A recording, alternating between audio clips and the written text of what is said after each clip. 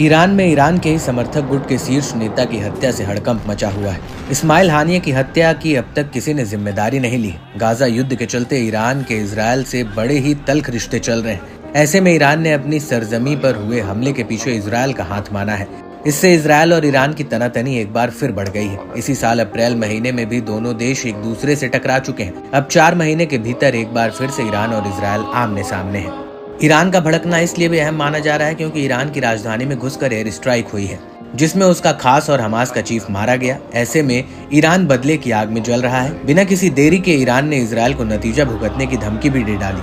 ऐसे में पूरी आशंका जताई जा रही है कि ईरान किसी भी वक्त इजराइल पर हमला कर सकता है। ईरान ने धमकी दी है कि वो हमास नेता इस्माइल हानिये की मौत का ऐसा बदला लेगा जिसे इजराइल की आने वाली पुश्तें तक याद रखेंगी। ऐसे में इजराइल के नागरिकों में इन दिनों ईरान के हमले का डर पसरा हुआ है। लोग दिन रात उस समय के बारे में सोच रहे हैं जिसका सामना उनको भविष्य में करना पड़ सकता है।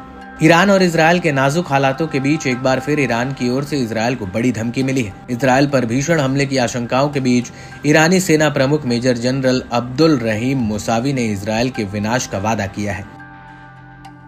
इजराइल अपना विनाश नहीं रोक सकता और इजराइल का अंत दूर नहीं है। इजराइल अपने होने वाले विनाश को रोकने की कोशिशों में युद्ध का सहारा ले रहा है। ऐसी चीजें करके इजराइल खुद को उस दलदल से बचाना चाहते हैं जिसमें वो फंस गए हैं, लेकिन ये निश्चित रूप से खुद को विनाश से नहीं बचा सकते हैं। हानिये की हत्या पर एक मजबूत और दृढ़ प्रतिक्रिया आने वाली है।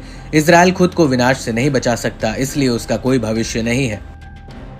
ईरानी सेना प्रमुख ने हमास के नए रणनीतिक प्रमुख के रूप में याह्या सिनवार की नियुक्ति को सराहा है। मुसावी ने कहा कि हानिये के बदले में उनकी नियुक्ति का मतलब है कि इजराइल को अपने भविष्य के लिए कोई उम्मीद नहीं होगी और वो ढह जाएगा। वहीं ब्रिगेडियर जनरल हामिद वाहिदी ने कहा, बच्चों की हत्या करने वाला इजरायली शासन अपने अंत के करीब है। इतिहास बताता है कि जो भी कोई उत्पीड़न के साथ शासन करेगा वह सत्ता में नहीं रहेगा, जल्द ही खत्म कर दिया जाएगा।